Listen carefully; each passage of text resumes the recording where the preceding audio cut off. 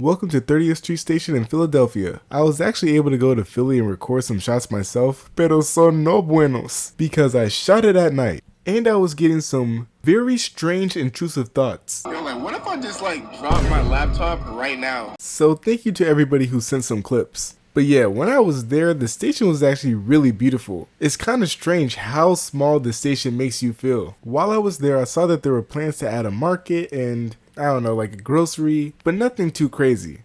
Nah, just kidding, they plan to go absolutely insane with this one. This is the 30th Street Station District project. I don't even know if I really want to go over it fully because other than the small renovations that I just mentioned, there's not really any change happening to the station itself. New, absolutely massive skyscrapers that don't really fit into the neighborhood are going to be placed over the train yard. Again, this is a similar case to Baltimore, but turned up to 10,000. Speaking of 10,000, this new neighborhood would house 10,000 residents and 1.2 million square feet of commercial and office space, all at a cost of $6.5 billion, which I don't understand because the Washington Union Station project, a project that has a similar, but I'd even go as far as saying has a smaller scale, costs $9 billion. So somebody's a little bit off here. But again, it's another case of I'm really interested in these projects. I would like to see it get built, but maybe it requires a little bit more thought behind it. Speaking of thought behind it, I don't know, just go with it. I needed a way to transition. I created limited edition merch for all you guys who tuned into my channel before I reached 5,000 subscribers. A lot of you guys wanted them and some of the sizes are about to sell out, so if you want to be a part of the legendary history of the channel, definitely go buy you one. With that out the way, welcome to The Truth About Acela, episode number 4. Please exit through the rear door. Doors open.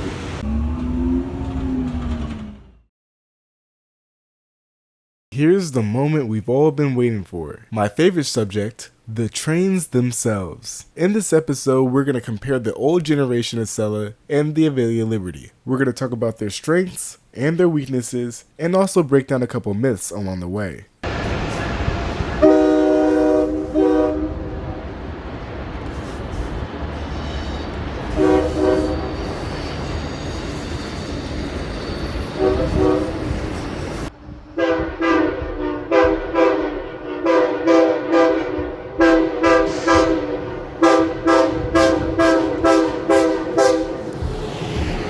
For the rest of this video, I'll be driving an Acela from Trenton, New Jersey to Newark, New Jersey. The reason why I'm starting in Trenton and not Philly is because Train Sim World only starts in Trenton. Trenton used to be a stop on the Acela, but is no longer a stop due to low ridership, which is a shame because I was actually going to talk about it in this series due to the fact that the Acela actually stopped there back in 2023 when I was planning the series, but I guess not anymore. But as you can see, our next stop is Metropark. You might say, where is Metropark? And that's a very valid question. I don't even know where to start to describe to you where Metropark is. It's in New Jersey, it has a large parking lot, it's around a bunch of single family homes, a Chick-fil-A, I guess. I don't know how to describe it to you. You're gonna see it for your own eyes, and I'll show you a whole Google Maps so that you can get a feeling about the area of Metropark. And you can ask yourself, should the Acela really be stopping here?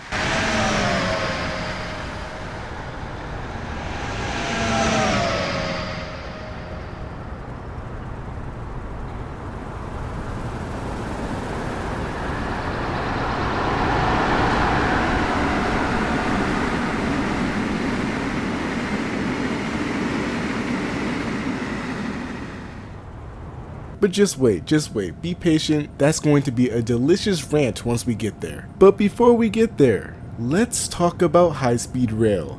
And in order to talk about high-speed rail, we need to talk about what high-speed rail is. What are the definitions for high-speed rail? I really wish somebody did a video on what high-speed rail was. I mean, wow, geez, a video breaking down the definitions of high-speed rail? That would be extremely valuable. For some of you newer viewers, this subject is actually the very foundation of why I started making YouTube videos in the first place. I mean, there is simply too much misinformation floating around about the subject. And while I like to think that my videos have helped a bit,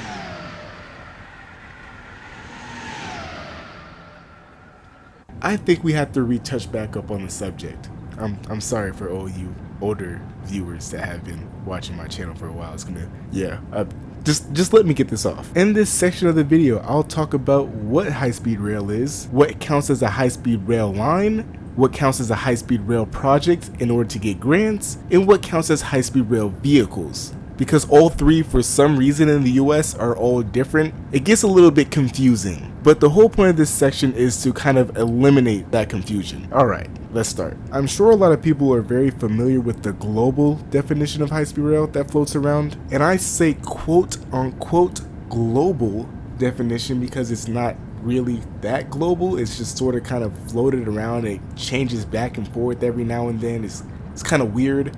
So I'm going to go off of the Environmental Energy Study Institute's definition, which is 160 miles per hour plus on new track and 120 miles per hour on existing infrastructure. Again, this is not the legal definition, this is just one that gets floated around every now and then. We're going about 135 miles per hour on existing infrastructure right now, something that people in the UK wish they could do, so that kind of checks that box away. Black, are you dumb? Are you getting rude to man? I apologize for my outburst. I know, the UK just caught it straight for no reason. I learned my lesson from the last episode. Anyways, the obvious problem with this definition is that it kind of leaves it open for people's own interpretation. So let's go over to my favorite definition. The US legal definition of high-speed rail. Under Title 49, US Code Section 26105, definitions, the term high-speed rail means all forms of non-highway ground transportation that run on rails or electromagnetic guideways, providing transportation service which is A. reasonably expected to reach sustained speeds of more than 125 miles per hour, and B. made available to members of the general public as passengers. And before I continue on my educational rant, because I have ADHD, I just want to point out that yes, that New Jersey Transit train was totally driving at 100 miles per hour with its doors wide open. I saw it. Dovetail, that needs to be fixed. But yes, the US definition of high-speed rail is sustained speeds of over 125 miles per hour.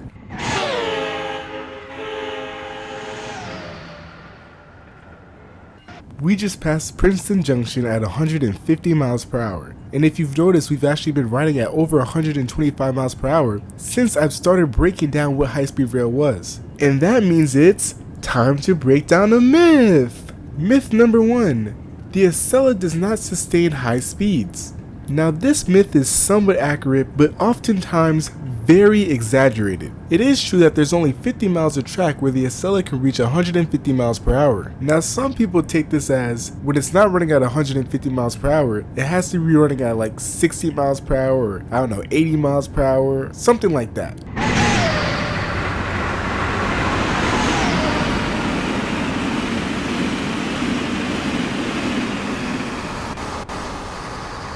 I feel like people see all the slow sections of the Northeast Corridor and think that that's what sums up the entire corridor. And it's a shame because out of the 7 states, it's really just the state of Connecticut that drags this corridor down. Through the rest of the states, the Acela cruises at 125 miles per hour, 135 miles per hour, even 140 sometimes. Like here's a good example. Our 16-mile, 150 mile per hour section is about to end. And coming up we have an 145 mile per hour section followed by a 130 mile per hour section. I just find it weird that people believe that it's 150 miles per hour or nothing, when that's not the case. You know, there are other numbers between 150 and 125. I'm just trying to get that out there, and I don't really think that it's really people's fault for believing this or kind of thinking in this manner, because this is unfortunately how the US legislation is set up. Let me break it down to you just in case you're unfamiliar about what I'm talking about. In the US, we have class certification requirements. These are imposed and regulated by the Federal Railroad Administration, or FRA, and let me just start by saying this. High-speed rail regulations in the US is somewhat of a recent phenomenon. It's actually kind of funny because every single time there's a faster high-speed rail line proposed or being built, the regulation needs to change to support the faster service. It's almost like the FRA didn't plan for high-speed rail to actually get built. It's like, oh, the Acela service is actually happening. Amtrak is actually doing the Acela service? Okay, so now we have a new class certification called Class 8 track, which handles trains up to 150 miles per hour. Oh, they're saying that they're gonna make it faster? How fast? 160 miles per crazy news, guys. We're actually changing it to 160 miles per hour. What now? What? California high-speed rail is actually getting built. Are you serious? Guess what, guys? We actually have a new class called Class 9 track that can handle trains up to 200 miles per hour. Just wait until trains go. Wait, hold on. Anyways, just wait till trains go 220 miles per hour, just watch how they change it again. The point of me showing you this is to show you that a lot of the Northeast Corridor is actually Class 8 track, aka track that's over 125 miles per hour. And I think that this FRA track class certification is partially responsible for why people believe that the track speeds jump on the Northeast Corridor. Like, the speed limit right now is 130 miles per hour, and the next speed limit is 145 miles per hour. This is Class 8 track. The speed limit is simply not maxed out for its class. The reason for the slower speeds could be due to curves and just poorer quality infrastructure. And over the years, Amtrak has improved on the infrastructure, whether it be catenary replacements or tire replacements, in order to get the tracks Class 8 certified. And I know increasing the speeds from 125 miles per hour to 135 might not get the sparkly media attention, but it really does do a good job at lowering overall travel times. So let's get a round of applause for Amtrak. And stop, because the reality of it is, this work would have been done a long time ago if Amtrak was sufficiently funded. Now, a good question is, why isn't the Northeast Regional taking advantage of these improvements? Why can't it go faster than 125 miles per hour? Despite the Amfleets being based off the Metroliners, which were designed to go 150 miles per hour, and the ACS 64 being designed to go 135 miles per hour, those vehicles, and every other vehicle in the United States, is rated as a Tier 1 vehicle. Tier 1 vehicles are conventional rail vehicles, and all Tier 1 vehicles have a max speed of 125 miles per hour. Tier 2 vehicles, on the other hand, are rated as a max speed of 150 miles per hour. The first gen Acela is currently the only Tier 2 rated vehicle in the United States, and I think this further explains the reason behind people's belief of the "It's 160 miles per hour or nothing" myth. Again, there are speed limits in between 150 and 125. As an example, you can see an 130 mile per hour and 140 mile per hour section ahead of us. And apparently you can also see an approach signal and a red signal ahead of us, which I will now have to stop accelerating and actually slow down for. Anyways, I hope this is a good explanation of the difference between what high-speed rail is and what conventional rail is in America. Essentially, the Acela is the first and only high-speed rail service in the US. So yes, America built the first high-speed rail line 24 years ago. Neither BrightlineWest or California High-Speed Rail will be the first high-speed rail service. They're both about 3 decades late, which is pretty insane when you think about it. 3 decades to build the next high-speed rail line? Crazy. But what BrightlineWest and California High-Speed Rail are actually racing to do is building the first dedicated high-speed rail infrastructure, which is still amazing in its own right. I mean, that's really impressive. But to say you're the first high-speed rail service, I mean, even when still using the words ultra or true as adjectives, I think that's a little bit problematic, because you end up creating this notion that high-speed rail in America is some crazy concept that has never happened before. People start thinking, oh well, I gotta go to Europe or I gotta go to Asia to experience this because that's the only place where it really works. Which is A, false, and B, an overall negative mindset to look at high-speed rail in America. High-speed rail in America already exists in the Northeast. It's competitive with flying and extremely competitive with driving. And I know I'm saying that while creeping at 44 miles per hour due to several approach signals, but it's flaws like these that I believe that we need to learn from and improve upon for new high-speed rail projects, instead of acting like our previous high-speed rail project that was completed, the Acela, doesn't exist. I mean, there are people right now in the US who believe that they need a passport to experience high-speed rail. It's like the Acela has zero marketing outside the Northeast, and I'm gonna blame Amtrak's marketing team for that. I mean, Amtrak markets themselves as this peaceful and slow alternative to travel, meandering through the mountains and the wilderness. It's like, bro, you have high-speed rail. Why don't you market that? I know the rest of your services might be but why don't you take some tips out of Brightline's book? Do something like, we have the only service that goes over 125 miles per hour in the United States. And if people say, well bro, that's not fair, it's only 1 out of the 50 services that you have. This is what you tell them. So, I mean, if Brightline can make millions of people believe that this is high-speed rail, and you have this,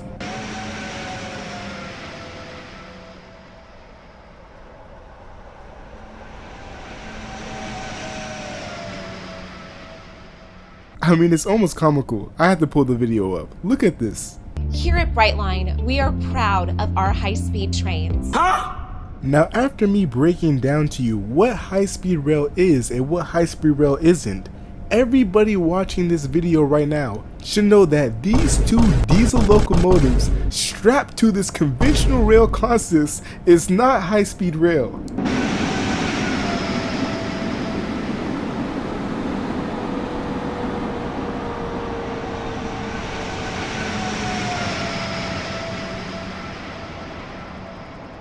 I don't know, I just find it weird that Amtrak doesn't talk about their flagship high-speed rail service the way they should. And because Amtrak is not going to talk about it, I'm going to talk about it myself. It's time to talk about rolling stock.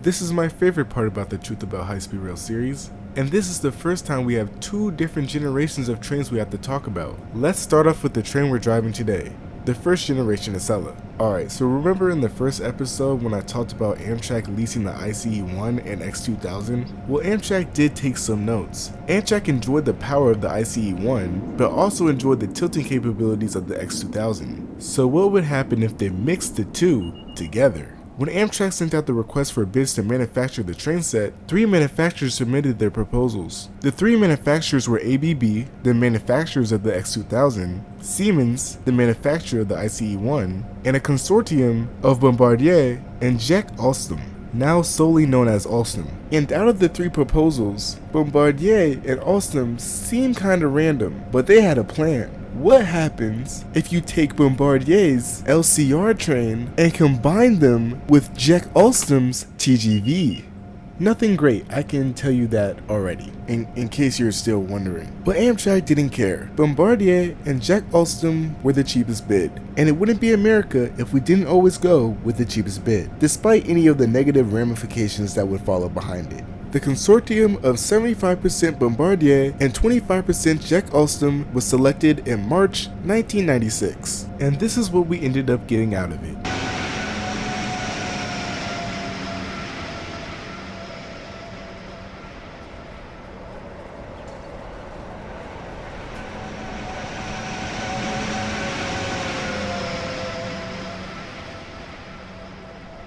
Believe it or not, the Acela wasn't originally the plan. Originally, the service was supposed to be called the American Flyer and look like this. And overall, I gotta respect the end product because it actually stayed pretty close to its original rendering. I mean, aside from the livery, what's really different? I mean, the marker lights are in a different position, and the cars reach the profile of the power cars instead of the opposite way around, but overall, I think this rendering is pretty lore accurate. Referring to a rendering as lore accurate, but I got to, because we've seen some pretty bad ones on this channel.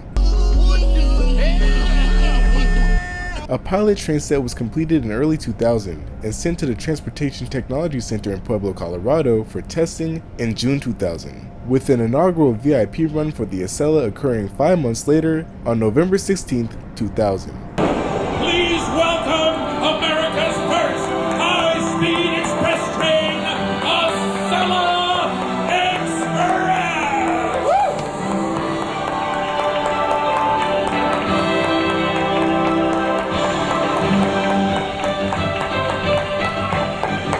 Put your hands together, everybody! High-speed rail is here! We're actually driving the same train set that made the inaugural run, so that's pretty cool. The Acela made its first revenue run on December 11th, 2000, a year behind schedule. A year. One singular year behind schedule. Just want to preface that. But yeah, only a year behind schedule for America's first high-speed train?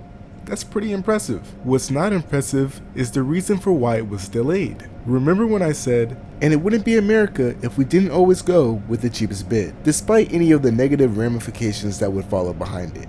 Yeah, so here we go.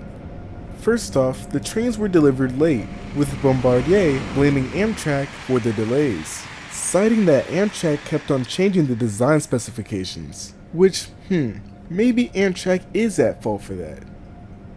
Maybe. But then once the train sets were delivered, there were cracks found in the brackets holding the shock absorbers. Bombardier said they found the solution to the problem, but that still meant that every single train set had to be pulled out of service one by one to get fixed. And if you thought that was the end of it, then there was a problem with the bathroom doors completely locking passengers in. Now Bombardier blamed this design on Amtrak, saying that it was Amtrak's design in the first place. Even if it was their design, you went through with it, built it, and still delivered the product, knowing that there was something wrong with it. Imagine hearing this. For the love of God! Please! Damn! Man. Poor passengers. That had to be a scary experience. Unfortunately, the clown show just kept on going, because when Bombardier delivered the train sets, they found out that there seemed to be a problem. It appears we made the train set 4 inches too wide. Damn. NANI? And with that, the two parties would scuffle.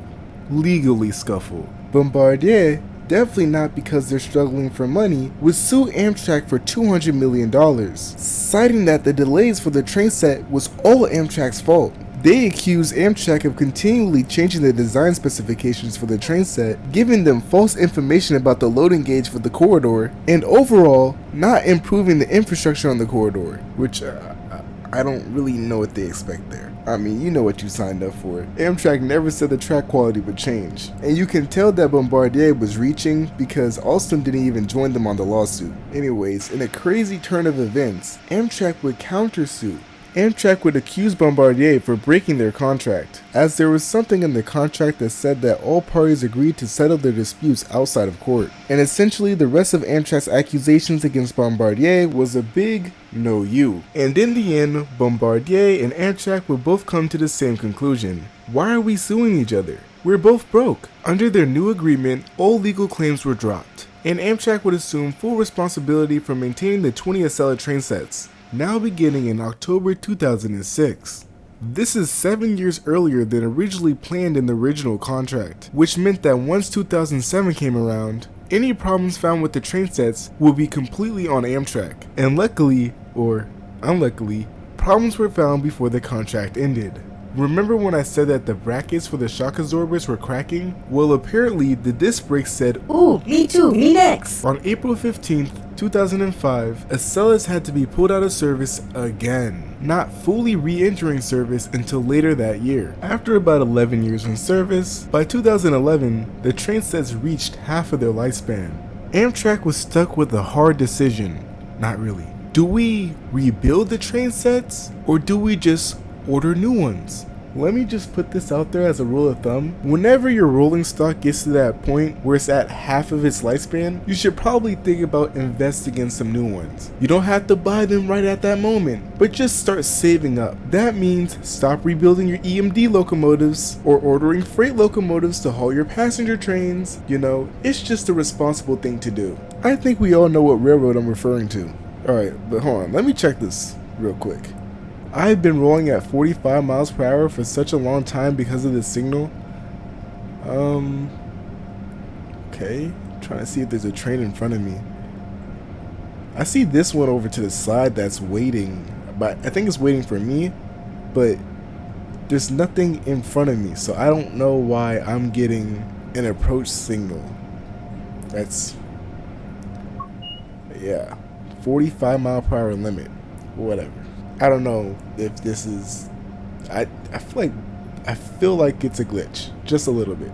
Anyways, I'm gonna continue talking about what I was talking about. Amtrak would decide to rebuild the train sets. Oh, I know.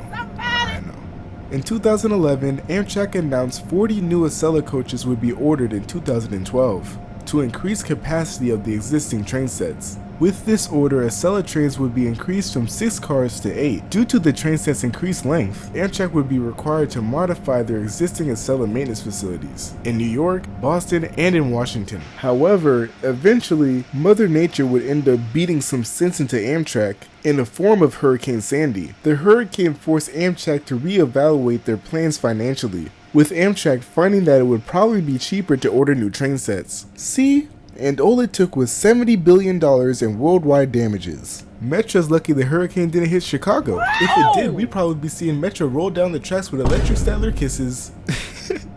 Oh bro, I'm never getting invited into any transit events. I know they hate me. I gotta stop making these jokes. Anyways, Amtrak's Acela train sets went under minor refurbishments at the time, replacing the existing fabric on the seats with blue leather. And in January 14th, Amtrak issued a request for proposals for 28 or more new model Acela train sets. This proposal was a combined order with California High-Speed Rail, which would have been great if California High-Speed Rail was even building infrastructure at that point in time. Yeah, California High-Speed Rail didn't even break ground until a year later, which reminds me of another high-speed rail line who tried to submit a joint proposal without having anything built. What is wrong with these projects? It's like they don't learn from each other. Well, I think I'm gonna go for the Siemens. Stop. How about you go for some infrastructure? Please. Build anything. It's like you're not fully funded, you haven't laid down a single piece of concrete, and you're talking about what train set you're gonna use? It's the equivalence of going to a car dealership with no money and no driver's license. It's like, bruh. I don't think you have the facilities for that, big man. Oh yeah, okay. Yeah, I'm not getting invited. He needs some milk. Yeah, that's it. I know.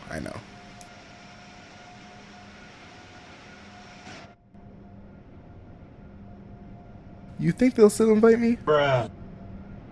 No. Yeah, I'm not invited. No. Dumb question. Anyways, it's safe to say that the joint proposal fell through. Alstom was selected as the manufacturer and planned to replace the train sets with the brand new Avelia Liberty. In August 2016, Amtrak announced a $2.4 billion loan from the United States Department of Transportation for the purchase of said train sets. But yeah, that's right, a loan. Not a grant, because the US Department of Transportation can't help but pimp out their own assets instead of actually funding them. I like when you like this, Daddy. Daddy, I like when you scrambling and scraping. No, I like that. I'll be practicing. I got Anyways, Amtrak would order 28 train sets in order to provide additional frequency. These 8 additional train sets over the existing train sets 20 will help Amtrak provide half-hourly service between Washington and New York. Between February 2020 and March 2020, 2 prototype sets were built. One was sent to the Transportation Technology Center in Pueblo, Colorado, and the other one was sent to Amtrak for testing along the Northeast Corridor. By 2020, the first train set was supposed to be in service, and with all train sets being in service by 2022. It looks like the train that was stopped was a Keystone Corridor train. I'm not sure why they have us passing them when they could have just kept going, but whatever. Yeah, Dovetail, not sure about the scheduling here, because now we're about 4 minutes late because of all the approach signals that was pretty unnecessary. Anyways, we're pulling onto track 1 for the stop at Metropark. While we do, let's take a look at Metropark's surroundings. I see an office park, some single family homes, strip malls, and a cemetery. Yeah, it's not looking too good for Metropark.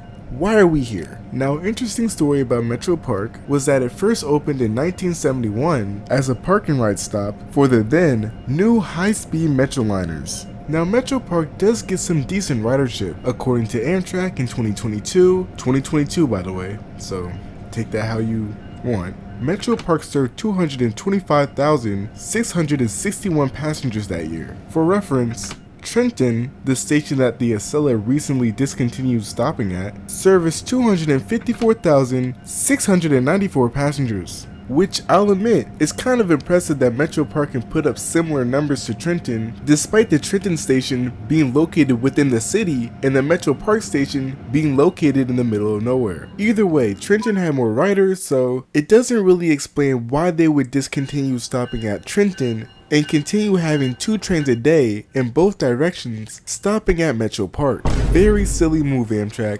Very silly move.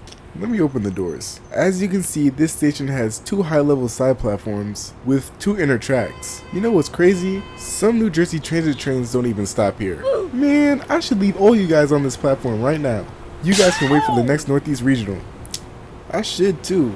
I'm about 5 minutes late. But yeah, simply put, the Acela should not be stopping here. I mean, this station is already served by the Northeast Regional. And one of the reasons why the Acela is so slow is because it has so many stops. And I'm gonna be real with you, this is what I think the Acela stop list should look like. Washington DC, no more BWI, Baltimore, Wilmington, Philly, you can keep Trenton off the list, but definitely take out Metropark, 100%, Newark, New York, no more Stanford, New Haven, Providence, no more Route 128, no more Boston Back Bay, then South Station. That should be it. Not gonna lie, I just shaved off 15 minutes off the slowest schedule.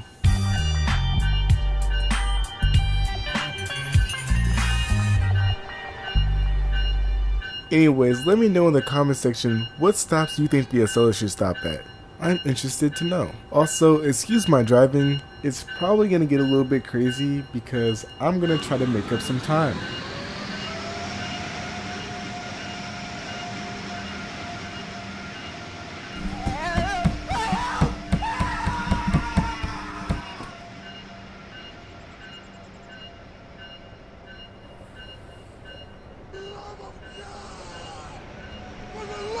God! Please!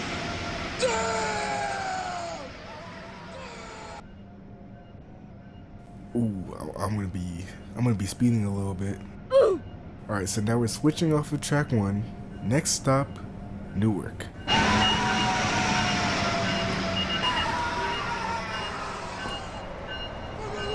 God! Please!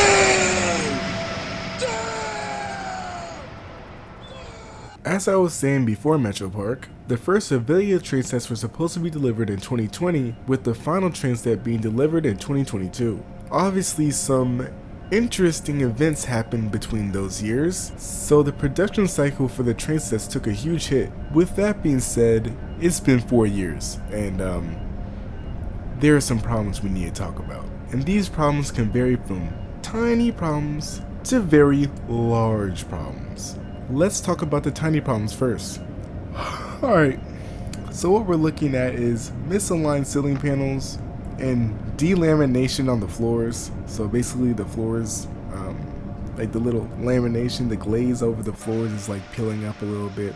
Nothing too crazy. I mean, the interior of these train sets haven't been completely utilized yet, as in actually carrying passengers. All the possible problems that might happen may have not just had a chance to happen yet. So I wouldn't be surprised if they went in service and there were some problems still, like people being locked in bathrooms again. But yeah, let's move on to the larger problems. Alright, so we have water drainage problems between passenger cars that causes components to corrode, leaks in the hydraulic tilting systems, and windows shattering spontaneously. Nice. And to add on to that, there are some other just basic corridor issues, such as the roadbed being pretty bumpy, leading the pantograph to break contact with the catenary, and because of the fact that unlike the first generation Acela, the Avelia Liberty only draws power from one pantograph, meaning that if that pantograph loses connection with the catenary, the train won't be able to accelerate. And at this point in time, Amtrak was starting to get impatient. I mean, the first generation Acelas were falling apart at this point. Literally falling apart. Oh, and by the way, we reached my favorite part of the Northeast Corridor. The section at Rahway has 6 tracks. It's pretty crazy.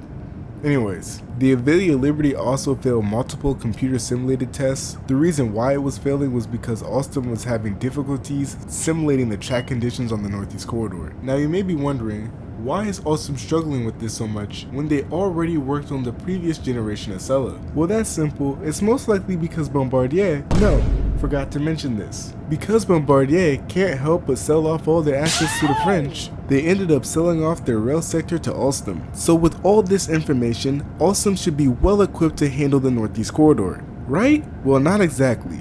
Let's bring up the tiers again. We already talked about Tier 1, which is conventional rail up to 125 miles per hour. Tier 2, which is currently only the first generation Acela, has a max speed of 150 miles per hour, now changed to 160 miles per hour with the new Acelas. And then there's Tier 3. Tier 3 vehicles have a max speed of 220 miles per hour on dedicated right-of-way and 125 miles per hour on shared tracks. Now the Avelia Liberty is supposed to be a mixture of the Tier 2 and Tier 3 regulations. And this makes me feel just a little bit bad for Alstom, because the reason the train set is like this is because the FRA was scrambling to create new safety standards. Essentially, the Avelia Liberty created the Tier 3 standard, which is again another example of how Amtrak is leading the way for high-speed rail in America. Anyways, the Tier 3 standard also requires the train sets to be computer tested before allowing passengers to ride them. Tier 2 vehicles did not have to go through this test, meaning Alstom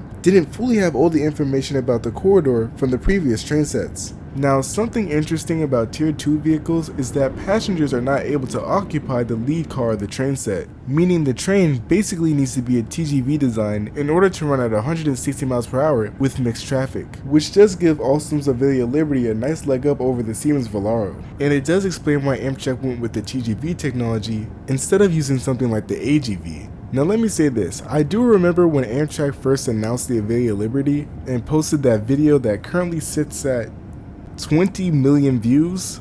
Damn.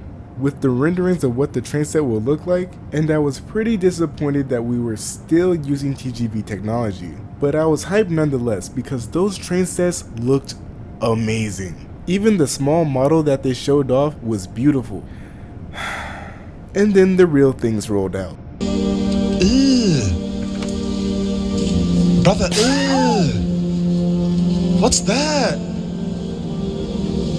What's that, brother? These trains are ugly.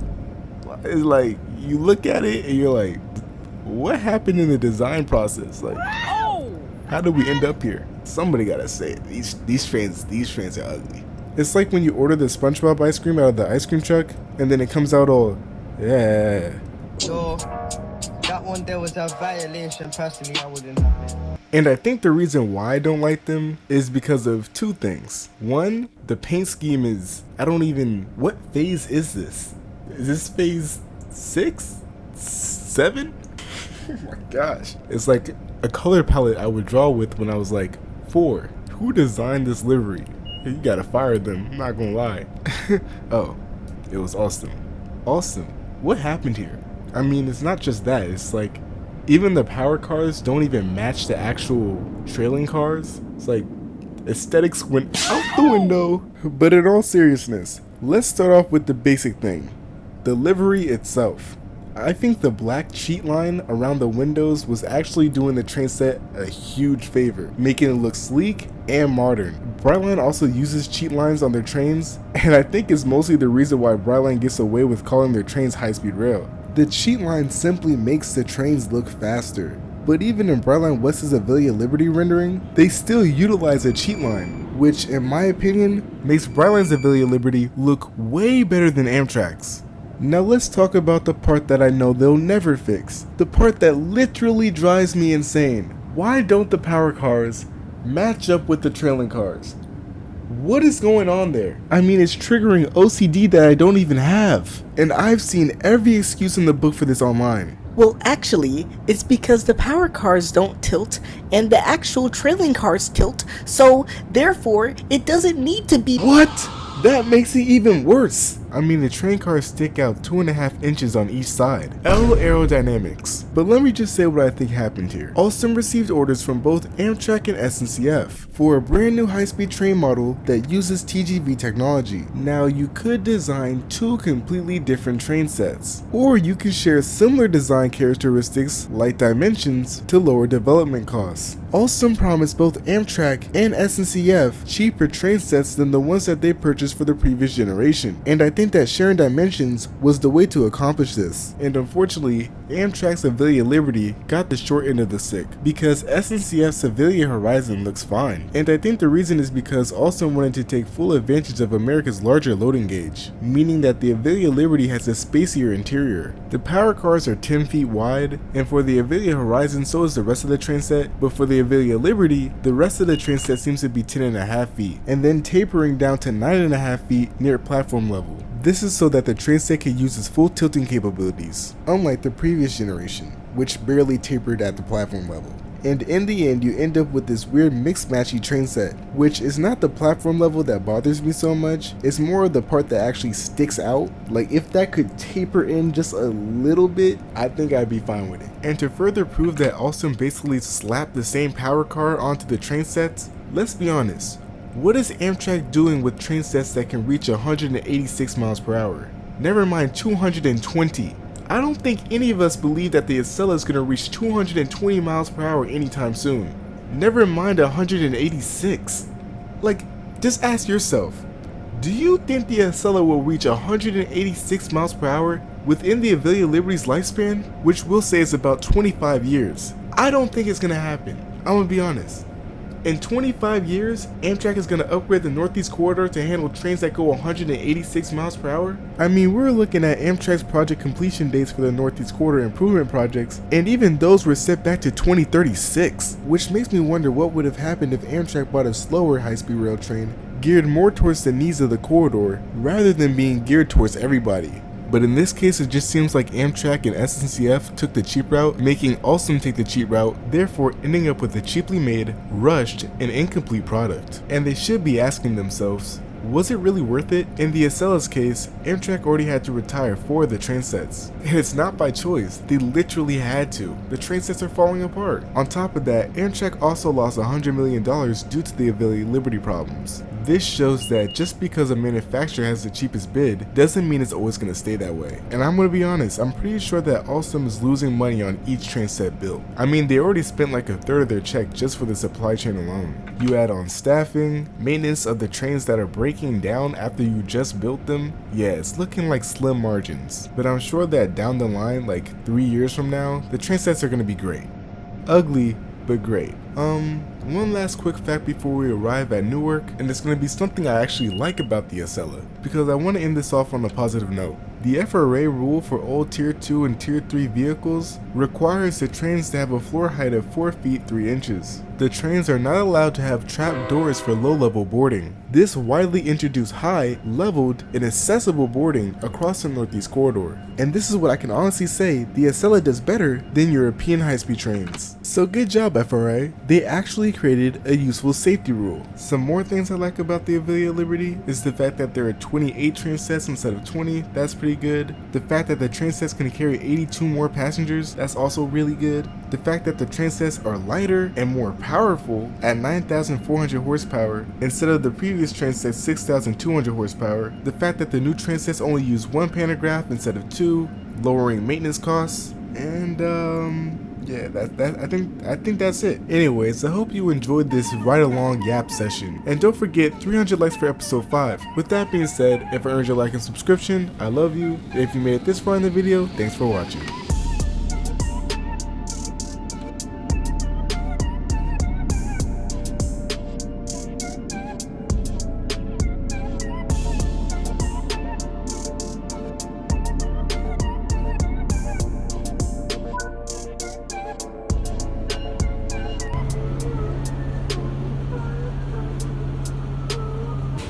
Doors open.